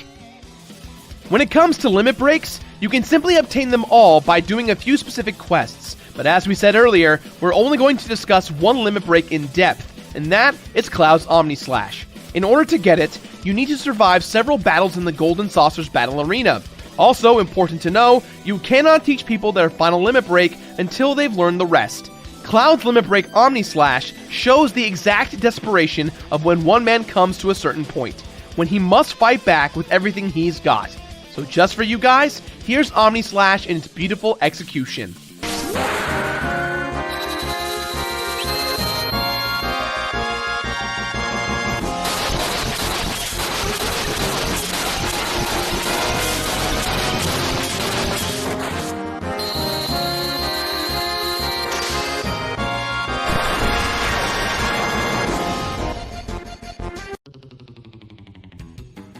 On the surface, chocobo breeding is simple to understand. Take 2 chocobos, give them the right nut or greens, and get a better one. Fight battles until that one matures, and then breed that with another one. Give them the right item, and so on and so forth, until you finally get the gold chocobo. However, once you really try to do it, you'll find that it goes much, much deeper than this. You also have to get them up to a proper class by racing them at the Golden Saucer. Only chocobos with an S ranking will allow you to breed super efficiently, and the only way to rank up your chocobos is by winning races. On top of that, the only way to win races is by feeding your chocobos to boost their stats. So there's a lot to do here, but in the end, if you stay determined and use a good strategy, the golden chocobo will be yours in no time. Now there's different colored chocobos that do different things. The green chocobo can travel to different terrain, including mountains. The blue one can only do shallow waters. The black chocobo can do a combination of both, but the gold chocobo can go anywhere on the map, even places the Highwind cannot land. Once you get your golden chocobo, you can go anywhere in the game, and if you're like us, your first stop is almost certainly going to be Round Island, a tiny little area in the northeastern corner of the map where you get the game's most powerful and notoriously long-winded summon, Knights of the Round. This summon is the most iconic and most difficult to get, and when you cast it, be prepared to wait up to a minute while all the Knights of the Round Table do their thing. Almost all of the summon materia is a mandatory get for the story, but there are a few you can miss. None of them are permanently missable, which is nice, but you also have to do some side questing and revisiting to get them all. Getting them all isn't important for anything specific in terms of bonuses, but all of them will be important in order to get Master Materia sets. Wait, Master Materia? Yeah, the huge materia that we collected in Disc 2 and hand over to Bugenhagen now acts as a materia condenser. It will assimilate all of one type of materia into a master version. So for example, if you have all of one green set of magic materia mastered, it gets turned into one green master magic materia. Getting them grants you the ability to use every move associated with that colored materia. So if you want to give everyone a set of master materia, you have to master all of the materia again for each character? That's nuts! Pretty much, except for the set you get from the guy in Calm. Watch Guy in Calm. He's in the rightmost house and he trades you for the stuff relating to the leftover sets or weapons you haven't defeated as a part of the story. There are several hard optional bosses added to the American release of the game, and they grant some pretty remarkable rewards. Let's go after the Emerald Weapon first. If you fight the Emerald Weapon, you'll notice that a timer appears on screen. You need to get the underwater materia, which removes the time limit by turning an enemy into the key item, the guidebook, and give it to that same traveler in Calm. It's a rough battle, and upon beating the Emerald Weapon, you'll get the Earth Harp, which you can then trade to get an extra set of Master Materia. Up next, we've got the Ultimate Weapon. The Ultimate Weapon is the Dragon-type weapon that destroyed Medeal during the whole Cloud Tifa crisis, and I think it's about time we got revenge, shall we? The weird thing about the weapon is that you can chase it in the Highwind, defeat it, and then follow it to a new section and fight it again. Eventually, we defeat the weapon at Cosmo Canyon, and we are awarded Cloud's best weapon in the game, the Ultimate Weapon. Quick side note, when the weapon explodes, it leaves a huge crevice in the floor, allowing you to have access to the ancient Forgotten Forest. This side quest is weird, and you must trek through several different parts with animals and insects to get across. The ultimate payout is Cloud's Apocalypse Weapon, which triples AP growth. Also, Apocalypse is a reoccurring sword in almost all Final Fantasy games. After that, it's time for the Ruby Weapon. Wait, Ruby Weapon? Emerald Weapon? Where's the Sapphire Weapon? Is this Pokemon? Where am I? Come on. I'll be here all night. Not exactly, Greg. The Ruby Weapon by far is the hardest fight in the game, and incidentally, the strategy required to beat him just so happens to tie perfectly into the theme we've been talking about this entire time, overcoming loss.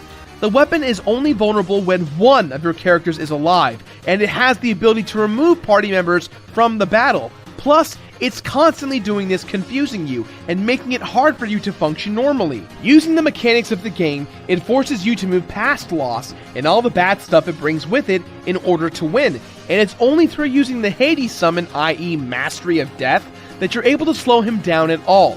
Once you do that, it's time for W summon Knights of the Round and Mimic Chain until you're done. It's a great fight, and when you win, you get the Desert Rose, which is good to trade for an extra golden chocobo. It's subpar to the one you got from breeding, but whatever, that's the weapons. It's time to discuss the missing piece. We've talked about what the game means and how to play the game, but now let's take a look at what it feels like to play it.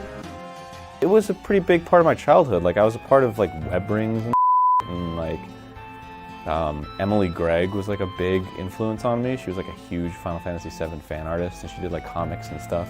And I'd like print out her comics and like bring them to school and read them, and I would like try to emulate her style. And it was like because I was into Final Fantasy VII.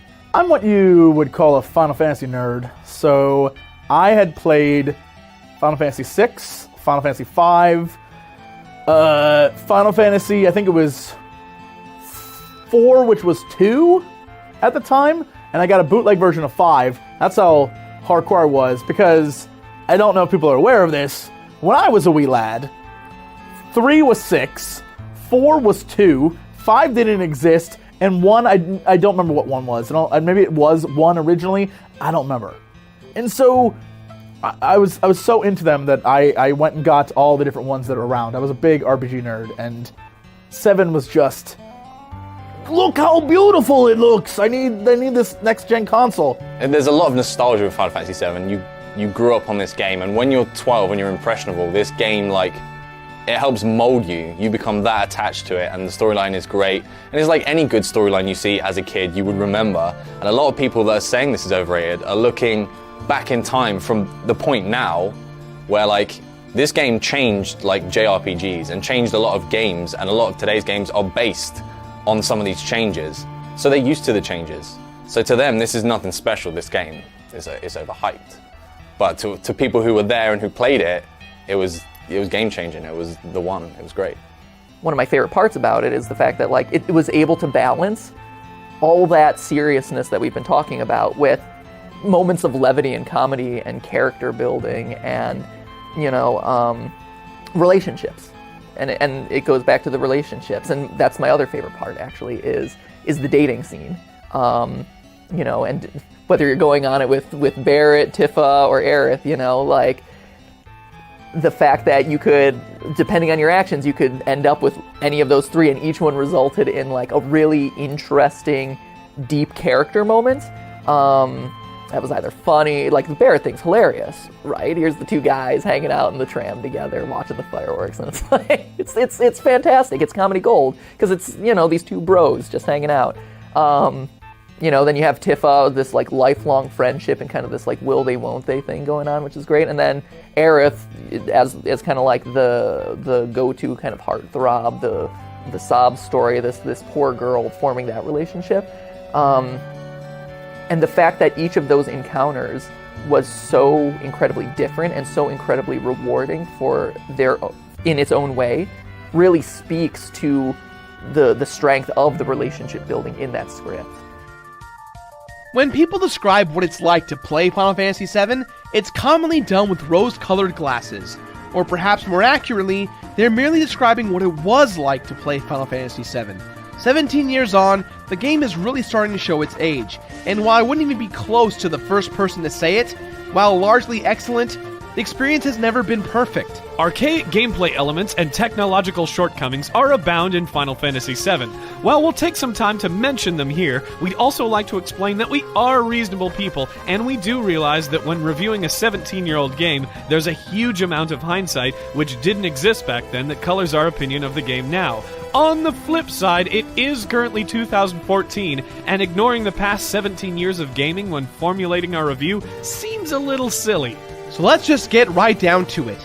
Certain elements of gameplay, specifically those tied to progression, are severely flawed.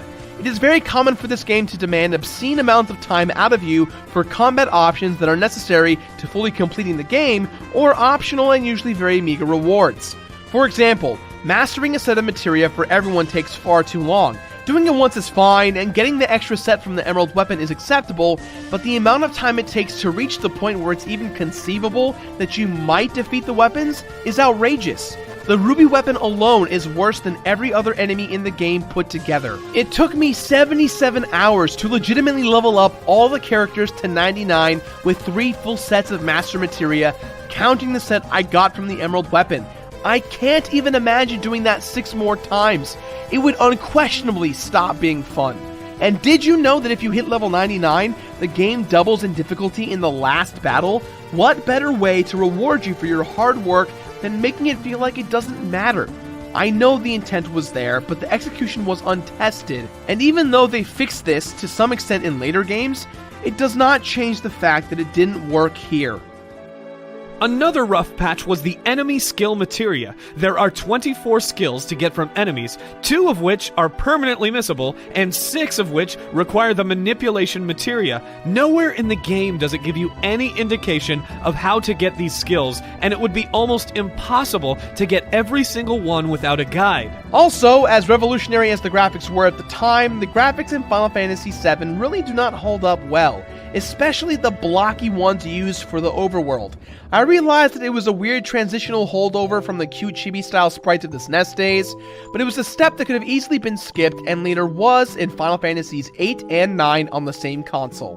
The biggest situation Final Fantasy VII has going against it is that for newcomers to the RPG genre, the story can come off as convoluted. However, that being said, the avid Final Fantasy fan or even someone who just enjoys cinematic storytelling will continue to be invested in the story and the characters the entire length of the game. I love this game from the bottom of my heart, and my pure interest in the game made me understand it so well. But I can understand that some people would have a real hard time really enjoying the material. At the end of the day, for me, a game needs to have flaws to appropriately appreciate everything else with it. A perfect game can sometimes be a bit too boring, which is why I do not believe in a ranking system from 1 to 10. That being said, it all boils down to a matter of taste. Anyways, let's get back on track. For now, we have our version of the story to get through, and the final chapter is just about to begin. Yes, I did beat it, and I think there are a lot of emotions going up to the ending, right? One was, sweet, I finally get to fight Sephiroth, like this is epic. Then it was, wow, he turned into this angel thing, like, wow, that's weird. Like, it was cool, don't get me wrong, but it was like, did not see that one coming. And then there was always, for me, you know, I'm the theorist guy, I like realism. I'm always like looking at realism, and so I see him do his meteor, right? Is the final summon, and it's like this 15-minute long like epic animation of this rock just hurtling through space, destroying every planet. You know, he uses it multiple times during the battle, and so I'm like, I don't know about this one, and you're like, oh, clearly I can survive that. So I always got a kick out of that, like just personally. So I did beat Final Fantasy VII, and I don't know. I guess I didn't really. It was more like I triumphed over the game. I don't. This story wasn't like. It was like, oh, live stream and stuff. It was very. I use the word a lot, but it definitely encompasses Final Fantasy VII. It was like super esoteric. It was like, oh, return to the live stream, and now it's, and it deflected meteor, and like, was it all for naught? Was the live stream just gonna save the day anyway? And I vividly remember the final battle. I think that's something everyone remembers. The first time you're playing a game and all of a sudden, like, a choir comes in. You're like, what is even happening right now? And there's an ability where, like, the world explodes. That's one of his moves. It was insane. It was a lot of fun. I did beat 7, and what happens is you get towards the end of the game and you feel like you have to wrap everything up, and you kind of put the crater on hold. And I think this is what a lot of people did, and you go around and you finish everything, and then you get into the crater and it is crazy, like balls to the walls crazy. And you're like, I forgot that this is what this game is like. And it was, for me, it was that feeling. And then like the final showdown between Cloud and Sephiroth, it was just so fitting. It was really good. Even the showdown with Genova, like it just resolves everything perfectly in the end. Suddenly, all that's left of our story lies in the northern crater. Emotions are high, and as the final 3 party members are chosen to head down to the ultimate confrontation, all bravado is lost. There's nothing anyone can say that will feel more important compared to what lies ahead. However, before they fight Sephiroth, there's the matter of Genova, who finally shows its true form as it attacks the party at the top of the crater. Funnily enough, after all that time it spent posing as Sephiroth, fighting it this last time is much less exciting. Either way, with Genova gone for good, everyone meets up once again at the bottom of the crater, where they finally, for the first time in the game, see Sephiroth for what he truly is. His real power is staggering, and indeed, everyone begins to feel that the fight is already over before it's even begun. But suddenly, the power of Holy makes itself known, and Aerith's prayer gives everyone that last little boost of encouragement they need to press on. Ultimately, the loss of Aerith and the party's ability to move past it is what gives them the strength to fight a seemingly undefeatable evil. Before the final battle, everyone resolves to fight together, and once the fight starts, there's no turning back. Boy, for a group of lonely, messed up head cases, they sure did find a lot of strength in the power of friendship.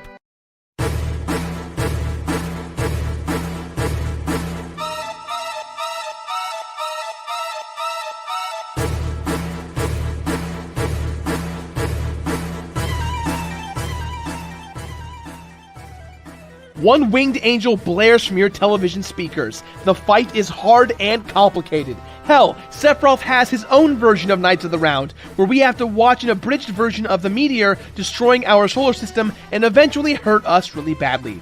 But after many limit breaks and Knights of the Round and 2 separate Bizarro and Safer forms, Sephiroth is finally defeated. Your role as a player is over, but the story still needs some closure. It's time for the final showdown between Cloud and Sephiroth, one-on-one. No magic, no special powers, just man-to-man battling. It all boils down to this like super quiet moment at the end where there is no party. It's just you and this monster that has just like tormented you the entire game. And you get to use the most powerful, insane attack ever in Omni Slash. You just go to town on this guy. I mean, it has to be, right? Because this game starts off giving you the impression that this is a guy that is untouchable. He is above everything. He is way above Cloud. And then the final chapter of this game is showing the growth. Like, now Cloud knows who he is, and he knows what he has to do, and he's here, and he's in front of this guy who was untouchable, but suddenly he's not untouchable. It's this immensely cathartic moment, right? Because at that point you hate this guy so much, and you just want to see him. And here I am thinking like, oh man, I don't have any healing powers. Like, what am I going to do to fight this guy? But then it's like, oh, use Omni Slash, great. But it was awesome because that was the first. I didn't earn that limit break in the game, so that was my first time seeing it, and it was like, whoa, look at this power that I have.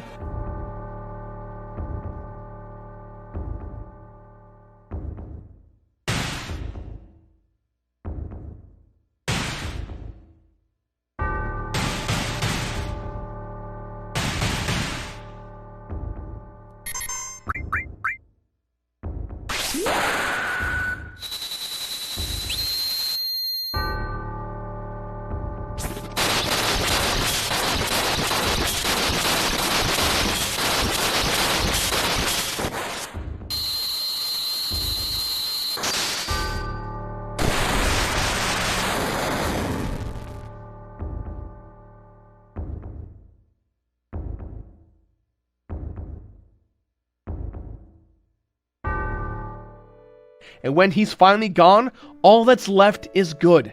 Cloud smiles as he gets to see Aerith one last time before he's yanked back to reality by Tifa as the crater collapses around him. The party escapes the crater, but they're not out of the woods yet. Meteor is still coming, and it doesn't look like Holy's going to be enough to stop it.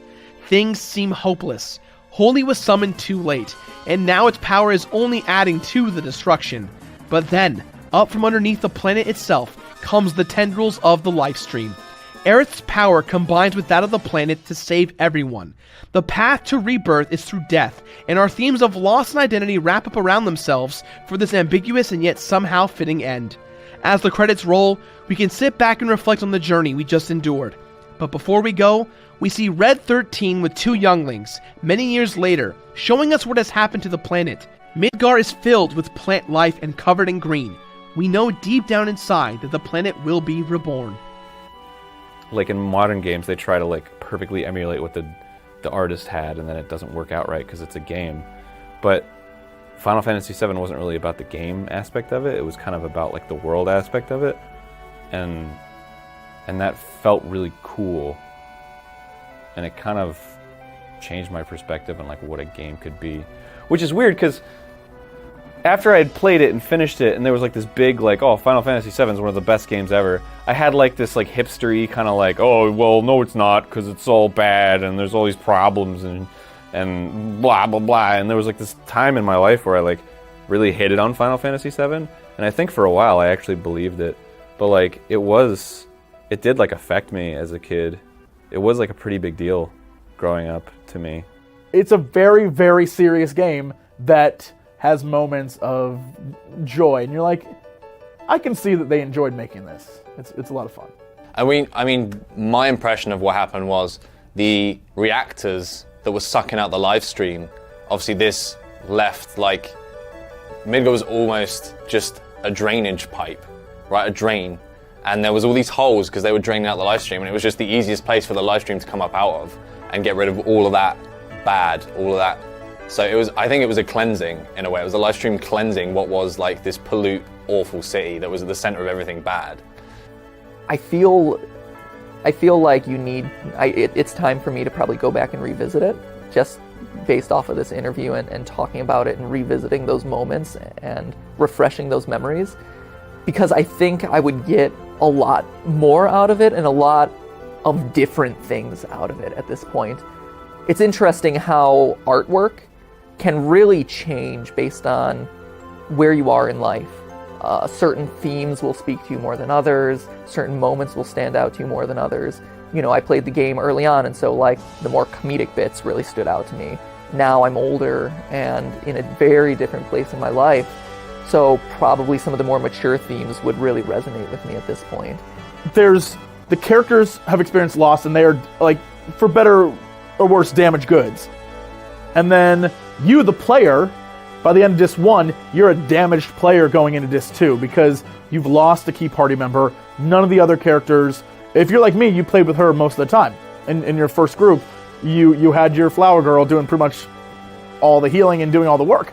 And then that's you, the player, but the game itself is a damaged, flawed game because of all the things.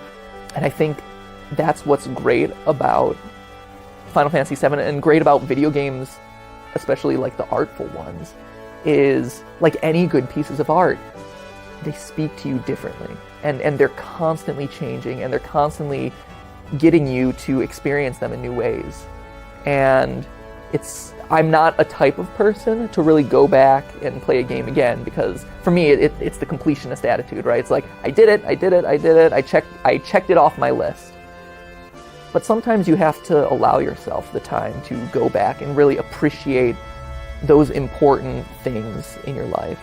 And I think that Final Fantasy is probably one of those things that I owe to myself to revisit. It's hard to talk at length about Final Fantasy VII without sparking a heated debate.